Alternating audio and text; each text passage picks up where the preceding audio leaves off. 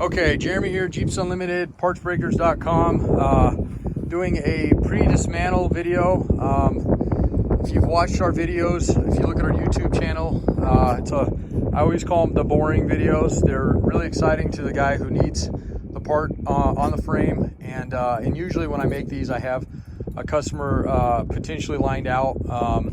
So just because this one might be sold doesn't mean we don't get more of them, but I will say specifically the 9702 4 and 6 cylinders are getting next impossible. The 6-cylinder one we have an alternative for, so if you're looking for that one, you can give us a call. We have one of those at the moment. If you're looking for a 4-cylinder one, really the only option is the 9702 without having to do any welding, because if you get into the later ones, the 03 to 06, as far as the 4-cylinders are concerned, the motor mounts changed drastically on the 2.4s, from the 2.4s to 2.5s. They did those in the 03, 06. So realistically, if you have a 9702 4-cylinder, this is the era you need to stick with. Unless, again, you don't mind welding, then you can do that. And again, the 6s, 03 to 06 is no welding. It bolts right on, but there are a couple parts you need. So we do include those in those and whatnot. So without further ado, let me go into this one. And I started that tangent because I wanted to say, pre-dismantle means that we're going to go over the frame up close and personal as you're standing here looking at it. We are going to describe it and show you every single thing on it, good, bad, whatever. It's about 10-12 minutes long. You can fast forward if you like to certain parts. We're going to show you as much as we can and base the price, which we already have prices on these frames because we've been doing this for 18 years. So we're going to base on that. Now, the reason I say all that is because, let's say, and people always wonder this, so that's why I say it on these videos, what happens if we were to pull this thing apart and find something inside of it, or something that we didn't see, that was covered up by something? And yes, that's a possibility. It doesn't happen usually very often for our frames because we buy them whole and we buy them out of rust-free states, rust-free areas. So it's very unusual for that to happen. But 3 things are going to happen between this video being taken and it actually getting pulled apart. So obviously you'll get dismantled, stripped down. We hit it with, we have a hot seat that's rated around 4,500 PSI, 300 degrees. So we'll bake the thing, we'll cook it, bake it, and push through anything weak, and really, and pull off anything that's weak on it.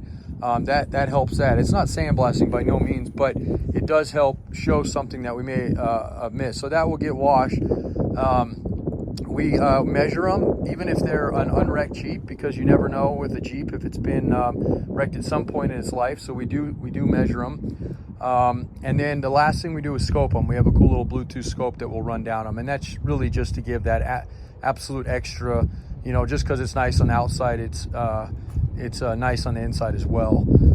And just, make sure. So if we were to come across something, if it was something minor, we'll adjust the price off for that. We'll let you know about it. Make sure that, you're okay with it. You still have the final say in everything. And then from there, so we would adjust down, or get you another one if we had another one. In this case, this is the one I have right now. And if it's something that, isn't something you want to deal with, then we just cancel it. We're definitely not about taking, and that's part of the reason we do such a due diligent job before they get dismantled and after. And then the final thing, I guess the 4th thing, is you get another series of photos, which is 12 photos, just because it happens to be the number we can upload to our site.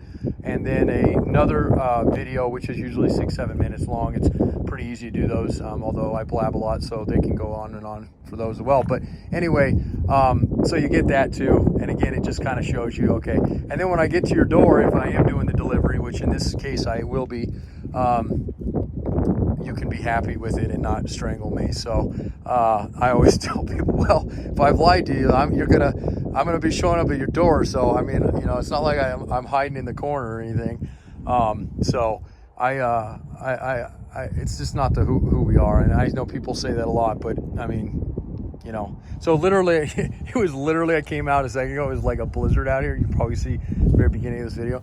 And now look at it, the freaking sun's out. So this is Colorado. It is still bitter, bitter cold. Of course, my phone's ringing. So anyway, I'll grab that in a minute. But without further ado, let me get up to this guy. So again, it's 9702 4-cylinder. This is probably like a 98, 99, somewhere in there, maybe 97. Yeah, 98. So, and the tub is available on this one, although I have a couple nice grade A tubs in case you're needing one of those as well. And this one looks to be grade A as well. So we'll get up. So one of the things that I really like seeing on Jeeps when I part them out is I like to see kind of the oily grime on them. It provides a really, really good preservative. I've actually seen East Coast guys put a type of, you know, basically they oil them just so that anything on them gets off. So top of the coil spring bucket's good shape.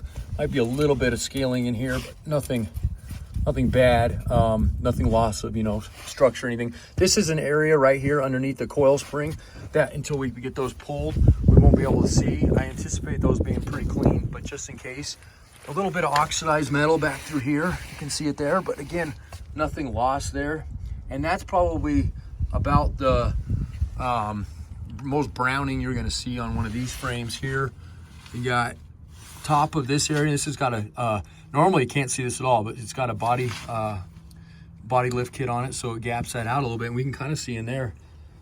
So a little bit of top and surface, but I bet, so we did one just a week ago we sold already and cleaned this off, and that stuff, it was more of just like some dirt that was sitting in there, but again, it could be a little bit there, so we'll notate that. And up through here, there's always a little bit of bubbling around these guys here, but structure wise they're all good. And then of course this area here, it's where the metal on metal, and you're gonna see when we get this popped off, usually there's a good layer just right out here. Again, nothing that's gonna make it weak or thinning, or even, you know, we shouldn't even really see indentations or anything like that from material loss, but at least not on these frames. So again, nice greasy frame up through there, and then coil spring towers. You can see there's some dirt built up there that should come off pretty nice. So nice clean paint underneath there. So okay, and all the way up front, beautiful, absolutely beautiful there. Obviously that bumper on there is kind of hard to see the front end of it, which again is one of the reasons we measure them. That one looks squared up and everything, so I don't anticipate there being any problems. And you can see we sold the grill and I am out of breath, cold and out of breath, and the mud is so freaking ridiculous in this yard right now. Anyway, we sold the left front fender and whatnot, but before I actually drove this Jeep up on the trailer, flat tires and all. It's got a good 4-cylinder in it, which is super hard to get right now too. So, okay, nice clean motor mounts, right? So again, I'll do what I can to show you. That's all factory black paint. I love showing that our frames are so clean that you're getting, and when we get these cleaned, you'll see what I mean. And it's nice all the way up into there. Okay, so when we get this cleaned up, this thing will look it's close to that one I've already sent you if you're the customer I'm talking about, on that 03 to 06 cylinder that you'll find. So okay, nice clean through here. All right, so all this stuff, this will all come off with the wash, and you see that nice black factory paint underneath. So okay, same thing, coil spring bucket. This should all clean up. I anticipate most of this just being a little bit of dirt, loose dirt up through here, but we'll get it, we'll hit it nonetheless and show you the coil spring buckets, top of that frame, your fuel tank area that I was showing you a second ago. Okay, and then, all right, all through here, same thing. So, and then I kind of showed you on the other side, the same thing. So you see these, just a little discolored here, same thing right there. This at one time had steps on it, and it's metal on metal. So Jeep never did a very good job of buffering out metal on metal contact areas. So of course, metal on metal vibration, you get flash rust, or you get, you know, paint off, and then eventually metal oxidized flash rust gets this color. So this gets introduced to salt, East Coast, Midwest areas. Doesn't take long, and you're gonna have a big hole. But right now, that just needs to be covered back up with some paint. There's no salt out here, so nice and clean. And even this Really, really clean belly pan. The other side had a little bit down through here, but sometimes when we pull them, the holes are kind of wallowed out, but we get a lot of good belly pan for, frame mounts too. So on that 6-cylinder one, just to give you another, so you're gonna get on that guy, you're gonna get a new one of those. We don't include them on the 9702s because it's unnecessary. If you need one, we can definitely work something out with you. So sorry that video, but on the 03 to 06s, to do that conversion, you need that belly pan off the 03 to 06, and then it makes that, along with the gearbox, which the 9702, whether it be a 4 or 6 cylinder, uses that gearbox. The 03 to 06, excuse me, uses a ZF, which is like a Mercedes box. They upgraded, and they still use that box today. So you get a gearbox as well, mounting bolts for it, and you get that shaft right there, and that's what makes the 03 to 06 conversion bolt on. Okay, if you need other parts, obviously, if you're doing a frame swap, you might be chasing rust in other areas. We sell everything. If there's parts that we toss and you need them, we'd be happy to. Bolts are a hot topic. People always ask us for bolts. We do sell bolts because we get requested so much. And to be honest with you, bolts are one of those things.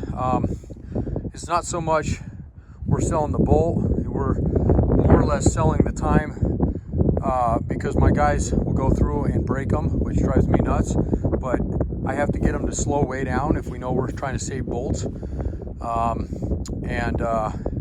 So we can get a good bolt set for you, specifically like body mount bolts. So you can get some of that stuff new and some of it you cannot. So something to note when you're doing frame swaps, this one should have a good one. And I say that because I have a body lift kit on it, so obviously they've been pulled. The problem with a body lift kit is these bolts are gonna be too long. So if you need that kit, I'd have to get it off of something else I have out here. And I'm pretty slim right now with stuff like that. I got another call coming in. So anyway, I'm gonna run, but if you have any other questions, comments, concerns, anything like that, any of the parts you've seen on it that you need, if you're not the customer in question, I'm gonna trip over this mud. And you need a frame, or you need a tub, or windshield frame, tailgates, doors, fenders, anything like that, give us a holler. The more you guys get, the more you save. And I didn't even mention that to you in that call we had, but something I forgot to mention. If you order 2 or more items, we call them large items, meaning that, so like some people will need like a fender. We don't really consider the fender, but we do have fenders. We'll make you a little better deal on that. But if you need 2 or more items, so in cases, a lot of times people need a tub and a frame, anything that's a grade A that we do 2 or more large items, we throw a 10% discount on. That's substantial when you get up there. This case, customer was calling about this frame and another frame. We'd still honor that same deal and throw that 10% on that whole deal. So in that case, that would actually knock the freight completely off, and then a little some. So something to keep in mind for these guys if you guys end up doing that. Now, one last little poke at our business here. This is our junkyard, our muddy junkyard right now, which the wintertime drives me nuts. It's cold and muddy. But I love this yard otherwise. 7 acres, okay? And we got non-Jeep way back there. We squeeze all that crap in the back. We really like our Jeeps. That's all here in the front. And our Wranglers and CJs part out the fastest.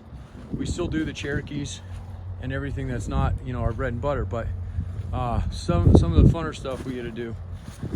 You won't see a lot of Wranglers sitting out here, and that's just because they have a shelf life of a few days. There's one Wrangler, literally that YJ that just came in over there. That will be gone here soon. The tub on that guy already sold. So 303-666-9020, partsbreakers.com.